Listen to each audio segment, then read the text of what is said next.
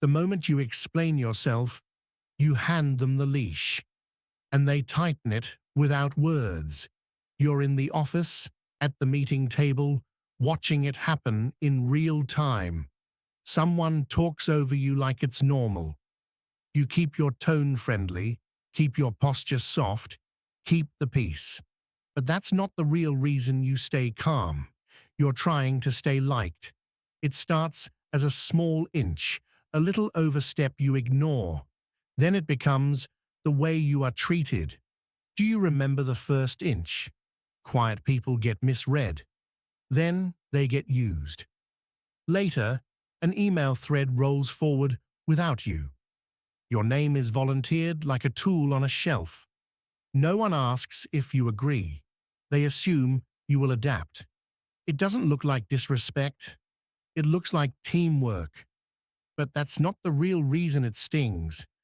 It confirms they don't see your no. So when do you start giving them one? In the hallway, you catch eye contact with someone who owes you respect. They look away first. You pretend you didn't notice. You even soften your face, like you're the one who's supposed to make it easy. It doesn't look like submission. It looks like being low drama. Low drama reads as low consequence. Your phone glows at night with an unread message, a casual demand disguised as quick question. Your thumb hovers, already composing the perfect justification. You tell yourself you're just being professional. Silence feels like disappearance. Invisible is death. It doesn't look like fear. It looks like being easy. In the elevator, the silence feels too sharp, so you file it down with a smile. You offer warmth before anyone earns it. You give comfort before anyone gives respect. You put standards second. Respect doesn't rise from effort. It rises from consequences. So why do people cross your line so easily? Because you trained them, not with speeches, with outcomes. A muted notification pops up. No sound, no urgency. For a second, the world can't reach you. And in that second, you remember the rule you keep breaking. You are not required to respond. Most people never learn that, so nobody expects it from them. Your nervous system negotiates for you. You were trained to repair tension instantly, to fill the pause, to explain, soften, reassure. It doesn't look like conditioning. It looks like good manners. You pay first. Mechanism 1 is tolerance disguised as maturity. You get interrupted and you lower your voice. You get dismissed and you add more details. You get slighted and you laugh like it's nothing. It doesn't look like surrender. It looks like being above it. There is no price. So the testing becomes casual. They assign you the extra task because you're good at it. They text you late because you won't mind. They borrow your attention like it belongs to them. And when you finally push back, they act surprised. That surprise is your report card. What did you teach them to expect? You don't need anger. You need a clean stop. At the meeting table, it happens again. Someone cuts you off mid-sentence. You stop talking. You hold eye contact. You let the silence stay long enough to be felt. Then you continue, slower, not to punish them, to reset the room. They can't skip the moment. Tonight's practice is one sentence. When the line is crossed, you don't explain the line. You state it once, then you stop. No context, no just, and sorry. And you watch what they do next, don't you? Status is mostly tempo. Mechanism 2 is speed. Your typing cursor pauses, then rushes, hunting for the safest tone. You answer too fast. You clarify too much. You smooth the awkwardness so nobody thinks you're difficult. It doesn't look like begging. It looks like efficiency. You absorb pressure for free. At a red light, screen glow on your face, you see another message. You feel that familiar spike, that urge to prove you're cooperative. Delay feels like danger. It doesn't look like control, it looks like hesitation. So you enforce quietly, through timing. You read the message once. You choose your answer.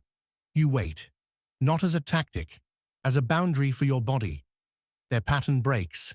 Try it tonight. Pick one person who gets instant access to you. Next message, don't reply immediately.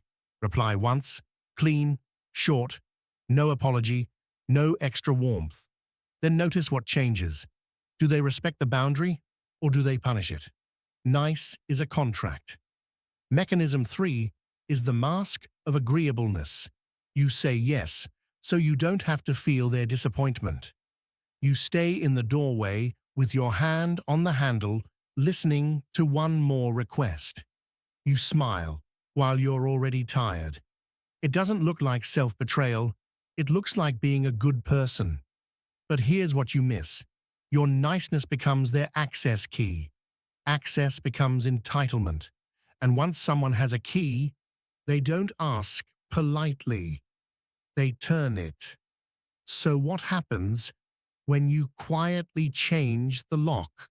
You change the lock quietly, and they reach for the old key. They don't react to your tone. They react to losing access. But that's not the real reason it feels tense. You're watching who you were feeding. You were feeding them.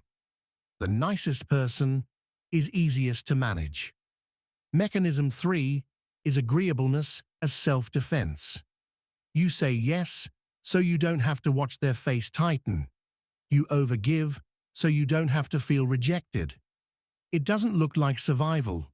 It looks like kindness. You buy safety with yourself. Under a rain window, the office lights smear into the glass.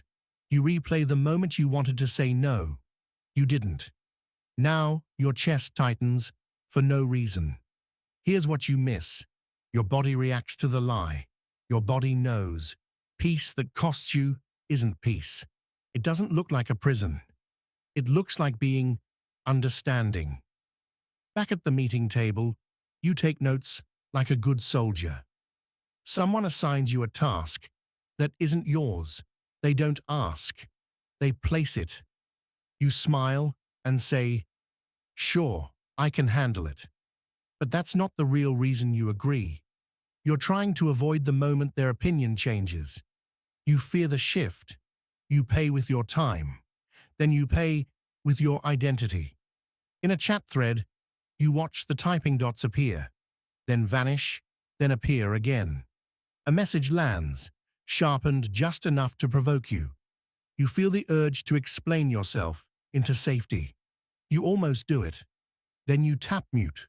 No scene, no announcement, just a quiet refusal to be pulled. And that's where it turns. You feel how much of your life was reactive. The trap is simple. They don't respect effort. They respect friction. Social cost comes first. When you're too agreeable, people stop reading you as a person. They read you as a resource, an empty chair that will always be filled. They invite you when they need output, not presence. And when you finally refuse, they call it out of character. But that's not the real reason they say it. They're trying to push you back into the role. They want you back. It doesn't look like control. It looks like concern. Inner cost comes next. Late night ceiling stare. You bargain with tomorrow. You promise yourself you'll speak up next time. You won't. Not because you're weak, because your nervous system is addicted to relief. Relief is the drug. An explanation is the dealer. It doesn't look like addiction. It looks like being reasonable. Here's the darkest reveal. Respect is rarely given. It is conceded when you stop cooperating with disrespect, not with aggression, with absence of compliance. Nietzsche noticed that people test boundaries the way they test doors. They push until something pushes back. So, if nothing pushes back, what do you think they learn? They learn You're safe to step on. Quick self-test. If you feel panic when you delay a reply, you're not busy. You're trained. If you feel guilt when you say no, you're not kind. You're afraid. If you feel the urge to explain, you're not clear. You're seeking permission. Which one hits right now? Enforcing is mostly subtraction. The shift is simple, and it's uncomfortable. You stop narrating your boundaries. You stop decorating your no. You stop performing calmness while betraying yourself. Epictetus matters here because he points to one control that never leaves you. Your response, not their mood, not their story, only your response. It doesn't look like power. It looks like restraint. Tonight's practice is one rule. When someone crosses the line, you do one quiet action. You delay, you decline, or you disengage. Pick one, not all three.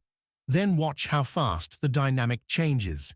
Because the real proof isn't their words, it's their behavior, isn't it? You reach for the door handle after the meeting. Someone calls your name, casual, like they own the next minute too. One more thing. You pause with your hand still on the handle. You don't spin back with excuses. You say, "Not now." Then you leave. It doesn't look like confrontation. It looks like scheduling. But that's not the real reason it works. It teaches them, your time has edges. Your time has edges.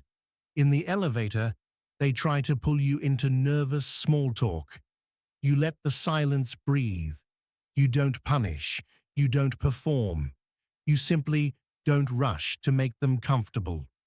And in that quiet, something shifts. Do you feel who's been living off your reactions? In the hallway, they catch your eye again. You don't soften. You don't harden. You simply hold the look, calm and still. Then you walk past. No performance, no apology. And that's where it turns. The room learns you won't be edited. Do you feel it? The leash is always the same. When you explain yourself, you hand it over. So stop handing it over. A boundary you defend is negotiable. A boundary you enforce is real. That difference is what they feel. Say less. Remove access faster. Silence isn't absence. It's sovereignty. Let your calm be heavy.